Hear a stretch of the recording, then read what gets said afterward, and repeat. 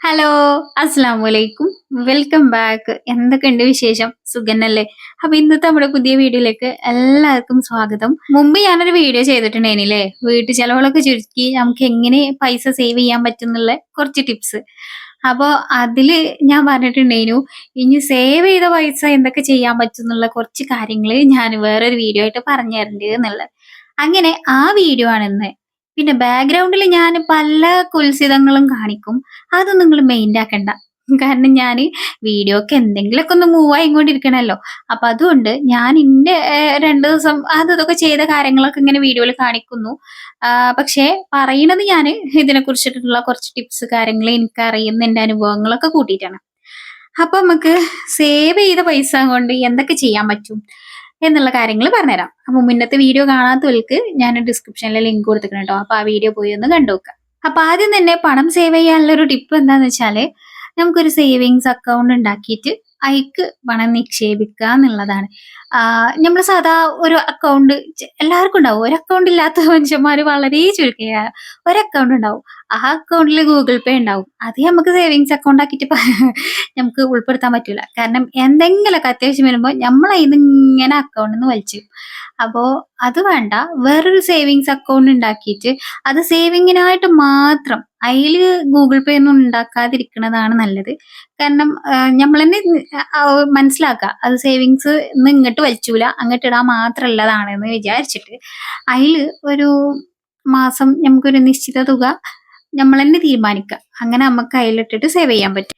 ഇനി ഇങ്ങനെ ഒരു സേവിങ്സ് അക്കൗണ്ട് ഒക്കെ ഉണ്ടാക്കാൻ മടിയുള്ളവർക്കോ ഇനിയിപ്പോ അതിനായിട്ട് മെനക്കെടാൻ ഇഷ്ടമില്ലാത്തവർക്ക് സേവ് ചെയ്യാൻ പറ്റിയിട്ടുള്ള വേറൊരു മാർഗം നമ്മളെ കയ്യിൽ വെച്ചിട്ട് വേണമെങ്കിൽ നമുക്ക് സേവ് ചെയ്യാം. പക്ഷെ നമ്മളൊക്കെ ഒരു ഇതുണ്ട്. എന്താ വെച്ചാല് നമുക്ക് കയ്യിലുള്ള പൈസ എങ്ങനെയെങ്കിലും ആയിട്ട് എന്തെങ്കിലും ആവശ്യം വരുമ്പോൾ നമ്മൾ അതിൽ നിന്ന് എടുക്കും. അപ്പൊ അതിനേക്കാളൊക്കെ നല്ലത് നമ്മൾ എന്തെങ്കിലും ഒരു ഇതിൽ സേവ് ചെയ്ത് വെക്കുന്നതാണ്. രണ്ടാമതായിട്ട് ഞങ്ങൾ ചെയ്തിരുന്ന ഒരു കാര്യം എന്താ വെച്ചാല് കുറികൾ കൂടുക എന്നുള്ളതാണ്. കുറിന്റെ വേറൊരു പേര് ചിട്ടിയോ അങ്ങനെ എന്തോ ആണ് പറയാ തോന്നുന്നുണ്ട്. എനിക്ക് കറക്റ്റ് അറിയില്ല. ആ, കുറികൾ കൂടുക എന്ന് പറയുന്നത് മാസം ഒരു നിശ്ചിത തുക വെച്ചിട്ട് അടക്കുക. ഇപ്പൊ എല്ലാ മാസം കുറി വിളിച്ചെടുക്കുമ്പോ അങ്ങനെ പൈസ എടുക്കാൻ പറ്റും തോന്നുന്നുണ്ട്. അല്ലാന്നുണ്ടെങ്കിൽ മൊത്തമായിട്ട് അതിന്റെ കാലാവധി കഴിയുമ്പോൾ നമ്മൾ അടച്ച പൈസ നമുക്ക് തിരിച്ചു കിട്ടും. അത് നല്ലൊരു ഐഡിയ ആണ് കേട്ടോ. കാരണം ഞാൻ പറഞ്ഞ പോലെ തന്നെ നമുക്കങ്ങനെ ഒരു സേവ് ചെയ്ത് വെക്കാനൊരു ഇതില്ലെങ്കിൽ ആ പൈസ നമുക്ക് ഏതെങ്കിലും രീതിയിൽ ചെലവായി പോകും. പക്ഷെ മാസം ഒരു 2000 2500 വെച്ചിട്ട് അതിലേക്ക് അങ്ങനെ ഒരു സിസ്റ്റം ഉണ്ടെന്നുണ്ടെങ്കിൽ നമ്മൾ ആ 2500 എങ്ങനെയെങ്കിലും അതിന് മാറ്റിയേക്കാൻ നോക്കും. അത് കഴിഞ്ഞിട്ട് ബാക്കിയുള്ളത് നമ്മൾ ചെലവാക്കാൻ നോക്കുള്ളൂ. ഇത് ഞങ്ങൾ ചെയ്തതിന് ഒരു കാര്യം തന്നെയാണ് കേട്ടോ. ഞാൻ എന്റെ കല്യാണം കഴിഞ്ഞ് വരുന്ന സമയത്ത് തന്നെ കുഞ്ഞുട്ടി ഇതുപോലത്തെ കുറികളിലൊക്കെ കൂടലുണ്ട്. എന്റെ കല്യാണം കഴിഞ്ഞ് 6 മാസം കഴിഞ്ഞ് ഞങ്ങൾ കല്യാണം കഴിഞ്ഞ് 6 മാസം കഴിഞ്ഞെന്നാണ് ഫസ്റ്റത്തെ കുറിയേറ്റ് കിട്ടിയിട്ടുണ്ടായിന് കേട്ടോ. അത് 50,000 ത്തിൻ്റെതേന് മാസം 2000 അങ്ങനെ എത്രയോ വെച്ചിട്ടാണ്. അപ്പൊ ആ കാലാവധി കഴിഞ്ഞ് അങ്ങനെ ആ പൈസ കിട്ടിയ സമയത്ത് എനിക്ക് ഫസ്റ്റ് ആയിട്ട് ഒരു സ്വർണത്തിന്റെ വള വാങ്ങിച്ചു തന്നിട്ടുണ്ടായിന് കേട്ടോ. അന്നൊക്കെ ഞങ്ങള് 1ഉം 2ഉം കുറികളിലൊക്കെ കൂടേനി കേട്ടോ. അന്ന് പറയുമ്പോ കുട്ടികളൊന്നും ഇല്ലല്ലോ. അപ്പൊ നമുക്ക് ചെലവ് കാര്യങ്ങളൊക്കെ കുറവേക്കാരം. അപ്പൊ അങ്ങനെയാവുമ്പോ 2 കുറിയിലൊക്കെ നമുക്ക് കൂടാൻ വേണ്ടിയിട്ട് പറ്റും. അങ്ങനെ വീണ്ടും ഒരു കുറി കഴിയുമ്പോ തന്നെ അടുത്ത് തുടങ്ങണ അങ്ങനത്തെ ആളെ ഫ്രണ്ടിന്റെ തന്നെയാണ് കേട്ടോ. തൊട്ടടുത്ത് തന്നെ ഉള്ള അങ്ങനെ ഒരാൾ തന്നെയാണ്. അങ്ങനെ വീണ്ടും കൂടിയിട്ടുണ്ടായിരുന്നു. പിന്നെയും ഒക്കെ 50,000 വെച്ചിട്ട് അങ്ങനെയുള്ള കുറികളിലേനി കേട്ടോ. അങ്ങനെ 1 വർഷം 2 വർഷമൊക്കെ കാലാവധിയായിട്ട് അപ്പൊ അങ്ങനെ ഒക്കെ ആയിട്ട് ഉള്ള കുറികളില് അങ്ങനെ രണ്ടാമത് കൂടിയിട്ട് പിന്നെ അത് വെച്ചിട്ട് എന്താ ചെയ്തേ സ്ഥലം വാങ്ങിയ സമയത്ത് സ്ഥലം വാങ്ങിച്ച ആ ഒരു സമയത്തൊക്കെയാണ് കേട്ടോ അത് കിട്ടിയിട്ടുണ്ടായിരുന്നത്. 50,000 കൊണ്ടൊന്നും എന്തും ആവൂല. പക്ഷെ ബാക്കി നമ്മളെ പൈസ എങ്ങനെയെങ്കിലുമൊക്കെ ഉണ്ടാക്കണം. ആ കൂട്ടത്തിക്ക് നമ്മളിങ്ങനെ ഒരു കൂട്ടി വെച്ച് ആ 50,000 കൂടി കിട്ടുമ്പോ അൽഹംദുലില്ലാ അത് ആ ഒരു സമയത്ത് നമുക്ക് സമാധാനം ആ ഒരു ദീർഘനിശ്വാസം ഇടാൻ പറ്റുമല്ലോ. അപ്പൊ അങ്ങനെ ആ ഒരു സമയത്ത് കിട്ടിയിട്ടുണ്ടായിരുന്നു. പിന്നെ ഒരു പ്രാവശ്യം കിട്ടിയപ്പോ ഫോൺ വാങ്ങുക അങ്ങനെ എന്തോ ഒന്ന് ചെയ്തിട്ടുണ്ട് കേട്ടോ. അങ്ങനെയൊക്കെ ആയിട്ട് ഉണ്ടായിരുന്നു. പിന്നെ അതുപോലെ തന്നെ അത് കഴിഞ്ഞിട്ട് 1,00,000 കുറി കേട്ടോ. 2 3 വർഷമൊക്കെ ആയിട്ട് കഴിഞ്ഞിട്ട് കിട്ടണം അങ്ങനെ ഒരു രീതിയിലേനി കേട്ടോ. അങ്ങനത്തെ ആ കുറിയിൽ കൂടിയിട്ട് പിന്നെ ആ 1,00,000 കിട്ടിയ സമയത്താണ് നമ്മൾ ഈ വീടിന് തറ കെട്ടിട്ട് കേട്ടോ. ആ 1,00,000 കൊണ്ട് വേഗം തറ ഇട്ടിട്ടു. കയ്യിൽ നിന്നാൽ ആ പൈസ എന്തെങ്കിലും നമ്മളൊക്കെ ഒന്ന് 1000 2000 ഒക്കെ എടുത്ത് പിന്നേക്ക് വെക്കാലോ, ഒരു 1000 എടുക്കാലോ എന്നൊക്കെ പറഞ്ഞിട്ട് അങ്ങനെ എടുത്തിട്ട് പിന്നെ എനിക്ക് വെക്കാതെ അതിന്ന് ഇങ്ങനെ ഇങ്ങനെ ഇങ്ങനെ പോന്നുകൊണ്ടിരിക്കും. അപ്പൊ അതുകൊണ്ട് അത് വേണ്ട വെച്ചിട്ട് ആ സമയത്ത് തന്നെ വേഗം നമ്മൾ കുറ്റിയടിച്ച് വേഗം തറയിട്ടിടുകയാണ് ട്ടോ ചെയ്തിട്ടുണ്ടായിനിയത്. ഈ സമയത്ത് ഇതുപോലെ 1,00,000 കിട്ടിയ ഞങ്ങളപ്പോ 1,00,000 കിട്ടിയ ഒരാളെ അവസ്ഥ ഞാൻ പറഞ്ഞുതരാട്ടോ. ഒരു അനുഭവമാണത്. അപ്പോ നമുക്ക് 1,00,000 കിട്ടീന്ന് പറഞ്ഞല്ലോ. അതുപോലെ ഒരു 1,00,000 കയ്യിലുണ്ടായിരുന്ന ഒരാള് ഈ മണി ചെയിന് അങ്ങനത്തെയൊക്കെ പോലുള്ള സംഗതി ഉണ്ടല്ലോ. അത് എനിക്ക് കറക്റ്റ് അറിയില്ല ഏത് ഇതിന്റെ ആണ്ന്നൊന്നുള്ളത്. അപ്പൊ ആളടുത്ത് ആരോ പറഞ്ഞു ഇങ്ങനെ ഈ 1,00,000 അതിൽ നിക്ഷേപിച്ചാ മതി. അതിങ്ങനെ ഓരോ വർഷം കൂടുമ്പഴും നമുക്കിങ്ങനെ കമ്മീഷനായിട്ട് വന്നോണ്ടിരിക്കും. അപ്പൊ വീട് വെക്കാനുള്ള പൈസയാകും, വീട് വെക്കാനുള്ള പൈസയാകും വേണ്ടി നിർത്താ മതി. മണി ചെയിൻ പോലത്തെ എന്തോ ഒരു സംഗതിയാണ്. എനിക്കത് ഓർമ്മല്ല എന്താ ഏതാ എന്നുള്ളതൊക്കെ. അപ്പൊ അങ്ങനെ ആളാരോ പറഞ്ഞെങ്ങാണ്ട് ഫലിപ്പിച്ച് ആള് എന്ത് ചെയ്തു, ആ 1,00,000 അതില് കൊണ്ടോയി നിക്ഷേപിച്ചു. എന്നോട് അന്ന് സമയം കുറേ പ്രാവശ്യം എൻ്റെ അടുത്തും പറഞ്ഞു ട്ടോ. എടി അങ്ങനെ ചെയ്താ മതി. ഇജ്ജിപ്പോ എന്തിനാ തറ കെട്ടിയിടുന്നത്? അപ്പൊ അതില് നിക്ഷേപിക്കുമ്പോ കുറച്ചുകൂടി പൈസ കിട്ടിയിട്ട് നമുക്ക് വീട് വെക്കാനുള്ള പൈസ ഒന്നിച്ച് കിട്ടുമ്പോ അത് വെച്ച് വീട് വെച്ചാ പോരെ. ഇജ്ജിപ്പോ എന്തിനാ ഒരു തറ കെട്ടിയിട്ടിട്ട്? തറ അവിടെ വെറുതെ കിടക്കല്ലേ ചെയ്യുള്ളൂ എന്നൊക്കെ പറഞ്ഞ് ആൾ എന്നെ കുറെ പറഞ്ഞ് എന്നെ സമ്മതിക്കാൻ വേണ്ടിയിട്ട് നോക്കിച്ചിട്ടുണ്ടോ. പക്ഷേ എന്റെ കെട്ടിയോന് ആ വക ഒരു ഇതിനും ആൾക്ക് തീരെ താല്പര്യമില്ല ട്ടോ. ഈ മണി ചെയിൻ പോലത്തെ പൈസ നിക്ഷേപിച്ചിട്ടുള്ള ഇങ്ങനത്തെ ഈ ഒരു വണ്ടിയും വലിയിലൊന്നും ആൾക്ക് വിശ്വാസമല്ല. അതിലായിട്ട് കൂടാൻ അയക്കൂല ട്ടോ. അന്ന് ആള് പറഞ്ഞു വേണ്ട, അത് ചെയ്യണ്ട, തറ കെട്ടിയിട്ട് അവിടെ കടന്നോട്ടെ. ആ തറ ആരും എടുത്തുണ്ടാവൂല. പടച്ചോൻക്കല്ലാതെ അത് ആർക്കും എടുത്തുണ്ടാവാൻ പറ്റൂല. അതവിടെ കടന്നോളും. എത്ര നമുക്ക് കരിങ്കല്ലല്ലേ, ഒന്നും പറ്റൂലല്ലോ. അവിടെ അത് ബെൽറ്റ് വാർത്തിട്ട് അവിടെ കടന്നോളും. അതാരും ഏറ്റി കൊണ്ടുപോകൊന്നുമില്ല. 1,00,000 ഇതുപോലത്തെ എന്തിലേലൊക്കെ നിക്ഷേപിച്ചാല് ഞമ്മക്ക് ഈ എന്താണ് ഇതിന്റെ കൊമ്പത്തുള്ള ഒരാളെയും ഞമ്മക്കറിയില്ല. ആർക്കാണ് ഈ പൈസ പോണത്, എന്താണ്, എപ്പോ കിട്ടും, എങ്ങനെ കിട്ടും എന്നൊന്നും അറിയില്ല. അപ്പൊ അറിയാത്തൊരു കാര്യത്തില് പൈസ നിക്ഷേപിക്കാൻ ഞാൻ സമ്മതിക്കൂല. ഇജ്ജ് അതിന് ചോദിക്കും വേണ്ട എന്ന് പറഞ്ഞ് എന്റെ കെട്ടിയോനെ തീർത്തും സമ്മതിച്ചിട്ടുണ്ടായിരുന്നു ട്ടോ. അന്ന് അത് സമ്മതിക്കാഞ്ഞ ഒരു കണക്കിന് നന്നായിന്ന് പിന്നെ എനിക്ക് തോന്നിട്ടോ. കാരണം ഒരു വർഷം ആയപ്പോഴത്തേന്, 1 വർഷമോ 1.5 വർഷമോ എനിക്ക് ഓർമ്മയില്ല, ആയപ്പോഴത്തേന് ആ കമ്പനി ഇവലെ പറ്റിച്ചു. കാരണം ഇവലെ ആ 1,00,000 പോയും ചെയ്തു. ഓൽക്ക് കൊടുത്ത പൈസയും തിരിച്ചിട്ടില്ല. കമ്മീഷൻ പോയിട്ട് കൊടുത്ത പൈസയും കൂടി തിരിച്ചിട്ടില്ല. അപ്പൊ അന്ന് എന്റെ കെട്ടിയോൻ ചോദിച്ചു ഇപ്പൊ എങ്ങനെയുണ്ട്? ഇതാണ് ഉമ്മാരി വണ്ടിമലയിലൊന്നും പോയി തല വെക്കരുത് എന്ന് ഞാൻ പറഞ്ഞത്. അപ്പോ പൈസ നമ്മൾ സേവ് ചെയ്യാൻ വേണ്ടിയിട്ട് ഇതുപോലത്തെ അറിയാത്ത എന്തിനേലൊക്കെ ഇരട്ടിച്ച് തരും, പൈസ മുരട്ടിച്ച് തരും എന്ന് പറഞ്ഞേക്കൊന്നും കൊണ്ടുപോയിങ്ങാണ്ട് ഇട്ട് തല വെച്ച് കൊടുക്കരുത്. നമ്മൾ പൈസ നമുക്ക് അറിയണോടത്ത് ഇതുപോലെ എന്തെങ്കിലും സേവ് ചെയ്ത് വെക്കുക. ഇപ്പം ഞാൻ പറയുന്ന പോലെ തന്നെ കുറിയാണെങ്കിലും അറിയാത്ത ഒരാളെ കുറിയിലും ചിട്ടിയിലൊന്നും നമ്മൾ പോയി ചേരരുത്. നമുക്ക് അത്രയും വിശ്വാസമല്ല അറിയണോലതിൽ ചേരാം. ഇതുപോലെ നമുക്ക് ഒരുമിച്ച് 1,00,000 2,00,000 ഒക്കെ ഒരുമിച്ച് കിട്ടുന്ന സമയത്ത് അത് വല്ല സ്വർണ്ണാക്കിയിട്ടോ എന്തെങ്കിലുമൊക്കെ ഒരു രീതിയിൽ നമുക്ക്, അല്ലെങ്കിൽ നമ്മൾ അക്കൗണ്ടിൽ സേവിങ്സ് അക്കൗണ്ടിലാക്കിയിട്ടോ എങ്ങനെയെങ്കിലുമൊക്കെ ആയിട്ട് നമ്മൾ സേവ് ചെയ്ത് വെക്കാം. ഇപ്പോൾ സ്വർണ്ണം എന്ന് പറയുന്നത് ഓരോ ദിവസം ഓരോ വർഷം പോയിട്ട് ദിവസം സ്വർണ്ണത്തിന് വില കൂടുന്നതാണ്. അപ്പം നമുക്ക് പിന്നീട് ഒരു ആവശ്യം വരുന്ന സമയത്ത് ഇത് പണയം വെക്കാനോ വിൽക്കാനൊക്കെ നമുക്ക് ഉപകരിച്ചൂടെ. അപ്പം ഞാൻ പറഞ്ഞ രണ്ടാമത്തെ ഒരു മാർഗം ഇതുപോലെ തന്നെ കുറി ചിട്ടി അതിലൊക്കെ ചേരുന്നതാണ് കേട്ടോ.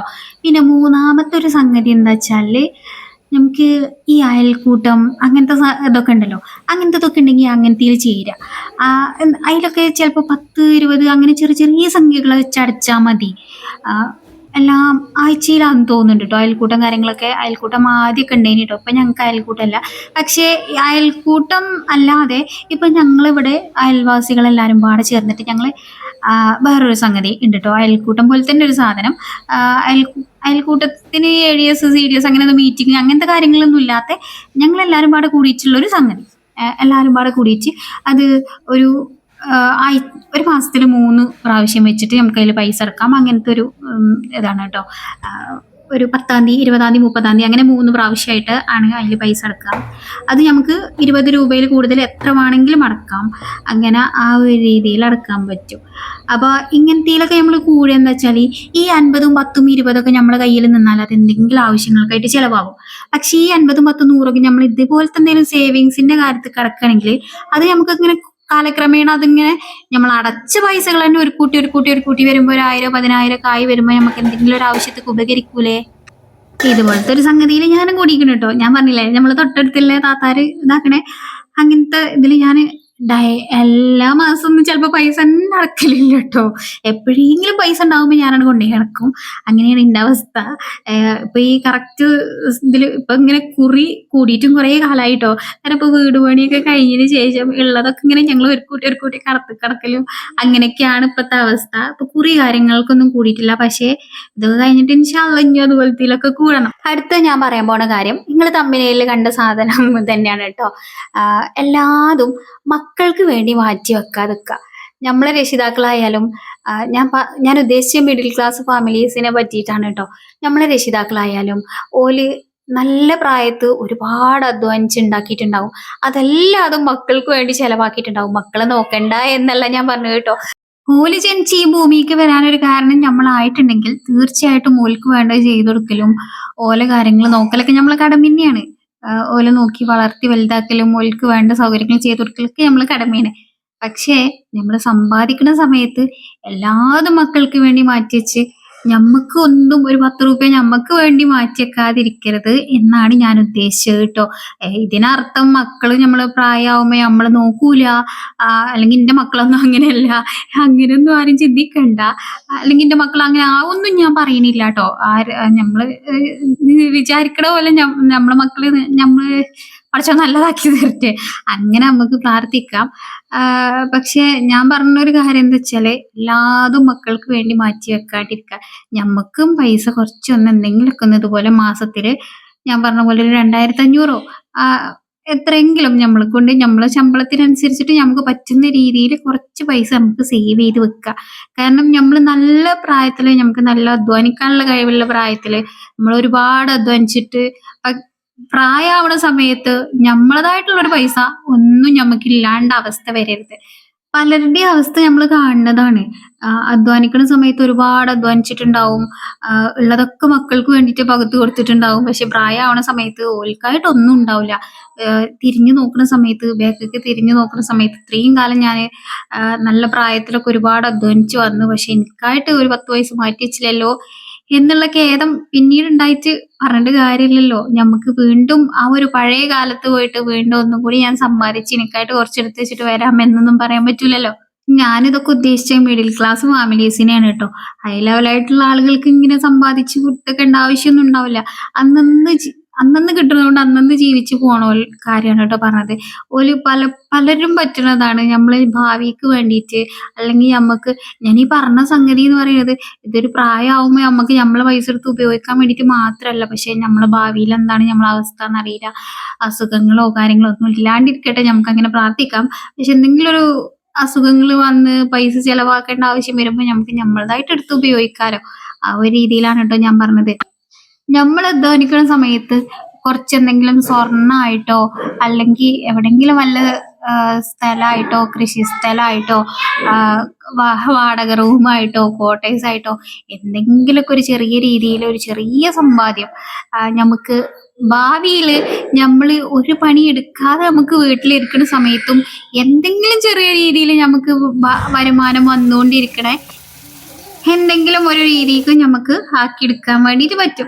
പിന്നെ ഇതൊക്കെ പറയുമ്പോ ചിലര് സാധാരണ വീട്ടമ്മമാര് ചിന്തിക്കുന്നുണ്ടാവും ഇപ്പൊ ഞങ്ങളൊക്കെ എന്താ ചെയ്യാ, ഞങ്ങൾക്കൊന്നും ഒന്നുമില്ല, ആകെ വീട്ട് ജോലികൾ മാത്രമേ ഉള്ളൂ, അതിനാണെങ്കിൽ ശമ്പളമല്ല കൂലിയില്ല ഒന്നുമില്ല എന്നുള്ളത്.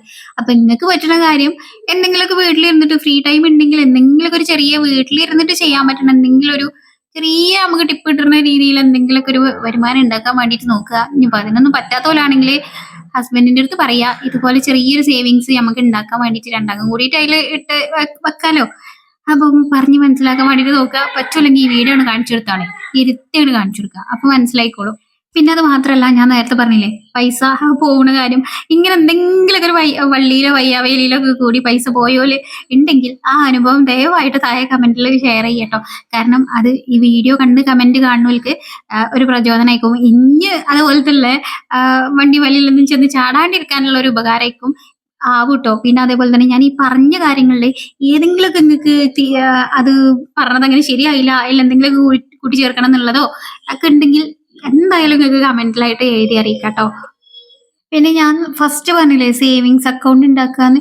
അതേപോലെ തന്നെ നമുക്ക് മാറ്റി വെക്കാൻ പറ്റുന്ന ഒരു കാര്യമാണ് ഈ എമർജൻസി ഫണ്ട്. നമുക്ക് എന്തെങ്കിലും അസുഖങ്ങൾ ഉണ്ടാവുന്ന സമയത്തൊക്കെ എടുക്കാൻ വേണ്ടിയിട്ട് ആ ഒരു രീതിയിൽ നമുക്ക് സേവിങ്സ് ആയിട്ടും എമർജൻസി ഫണ്ടായിട്ടും 2 രീതിയിലും നമുക്ക് കുറേശ്ശെ തുക മാറ്റി വെക്കാണെങ്കിൽ നല്ലൊരു കാര്യേക്കാരം. ആദ്യം നമ്മള് എമർജൻസി ഫണ്ട് കുറച്ച് ഉണ്ടാക്കി വെച്ചിട്ട് സേവിങ്സ്‌ക്ക് ഒരു കൂട്ടാണെങ്കിലും നല്ലൊരു കാര്യമാണ് ട്ടോ. എന്തെങ്കിലൊക്കെ ആയിട്ട് കുറച്ചെങ്കിലും ചിലപ്പോ എല്ലാ മാസം ഞാൻ ഈ പറഞ്ഞ പോലെ തന്നെ ഒരു മാസം 30,000 40,000 കിട്ടണ പോലെയാണെങ്കിലും അത് ആ മാസം ലാസ്റ്റ് ആകുമ്പോഴത്തേന് അത് തീരുമാനാവും. പിറ്റത്തെ മാസം മന്ത്ലി കിട്ടണ പോലെ കാര്യമാണ് ട്ടോ പറഞ്ഞത്. ഡെയിലി കിട്ടണ പോലെ കാര്യമാണെങ്കിൽ പറയും വേണ്ട. അന്നന്നത്തിന് പറഞ്ഞ മാതിരി ചെലവായി കഴിയും. കുറച്ചൊക്കെ നമ്മളൊന്ന് ചെറിയ രീതിയിൽ ഇസ്കി പിടിച്ചാ കുറച്ചൊക്കെ ഒന്ന് നമുക്ക് ഭാവിക്ക് വേണ്ടിയിട്ട് സമ്പാദിക്ക.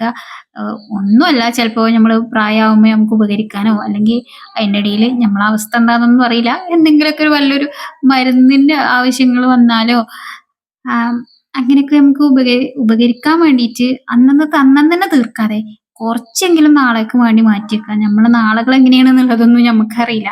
നമ്മള് ഇന്നത്തെ ഇതുവരെ ജീവിച്ചത് മാത്രമേ നമുക്ക് പറയാൻ പറ്റുള്ളൂ. ഇങ്ങനെ ആയിരുന്നു, അങ്ങനെ ആയിരുന്നു എന്നുള്ളത്.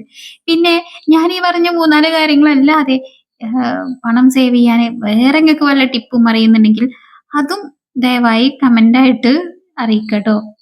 പിന്നെ ഞാന് വീട്ടുചെലവുകൾ ചുരുക്കിയാണ്ട് എങ്ങനെ സമ്പാദിക്കാം എന്നുള്ളത് മുന്നേ വീഡിയോ ഇട്ടിക്കണ്. അതിന്റെ ലിങ്ക് ഞാൻ ഡിസ്ക്രിപ്ഷൻ ബോക്സിൽ കൊടുക്കാട്ടോ. ഞാന് സാധാ ഡേ ഇൻ മൈ ലൈഫ് കാര്യങ്ങളൊക്കെയാണ് വീഡിയോ ചെയ്യലെങ്കിലും ഇടയ്ക്ക് ഇതുപോലത്തെ ചെറിയ ടിപ്സ് ആയിട്ടും കാര്യങ്ങളൊക്കെ ആയിട്ട് എനിക്കറിയാവുന്ന കാര്യങ്ങൾ ഞാൻ ഷെയർ ചെയ്യാട്ടോ. അത് പലർക്കും ഇഷ്ടമാകുന്നുണ്ട് എന്നുള്ളത് കമന്റ്സിലും ഒക്കെ എനിക്ക് മനസ്സിലാവുന്നുണ്ട്. അപ്പൊ അതുകൊണ്ട് ഇതുപോലത്തെ എന്റെ അനുഭവങ്ങളും ഒക്കെ ആയിട്ടുള്ള ചെറിയ എന്നും ഈ ഒരു ഡേ മൈ ലൈഫ് ഇട്ട് പോവാതെ ഇടയ്ക്ക് ഇങ്ങക്കും എന്തേലൊക്കെ ഉപകാരം കിട്ടണ ചെറിയ കാര്യങ്ങള് എനിക്കറിയാവുന്ന കാര്യങ്ങള് ഞാന് ഇങ്ങക്ക് പറഞ്ഞു തരിക എന്നുള്ളതുള്ളൂ. ചിലതൊക്കെ ഞാൻ ചെയ്യണ കാര്യങ്ങളുമാണ്. അപ്പൊ ഇങ്ങക്ക് അറിയാവുന്ന കാര്യങ്ങള് അത് എനിക്കും പറഞ്ഞു തരാം. അതെങ്ങനെ വെച്ചെങ്കിൽ കമന്റ് ബോക്സിൽ എഴുതി അറിയിച്ചാൽ മതി. ഞാൻ ഒരുവിധം കമന്റ്സ് ഒക്കെ വായിക്കുമല്ലോ. അപ്പൊ പിന്നെ നമ്മളെ വീഡിയോ കണ്ട് കമന്റ് വായിക്കാൻ വരുന്നവർക്കും അതൊരു പ്രചോദനാവും. അപ്പൊ ഇന്നത്തെ വീഡിയോ ഇത്രേ ഉള്ളൂ ട്ടോ. വീഡിയോ എല്ലാവർക്കും ഇഷ്ടമായി കാണുമെന്ന് പ്രതീക്ഷിക്കുന്നുണ്ട്. വീഡിയോ ഇഷ്ടമായിക്കണമെങ്കിൽ ലൈക്ക് ചെയ്യാനും ഹൈപ്പ് ചെയ്യാനും അഭിപ്രായം മറക്കാതെ കമന്റ് ചെയ്യാനും മറക്കരുത്. നിങ്ങളെ അനുഭവങ്ങൾ കാര്യങ്ങളൊക്കെ അതും കമന്റ് ആയിട്ട് ഷെയർ ചെയ്യുക. അപ്പൊ വീണ്ടും നല്ല അടിപൊളിയായിട്ടുള്ള വീഡിയോസ് ഒക്കെ ആയിട്ട് ഇൻഷാ അള്ളാ ഉടനെ തന്നെ വരാട്ടോ. അപ്പൊ ശരി, അസ്സലാമു അലൈക്കും, ബൈ ബൈ.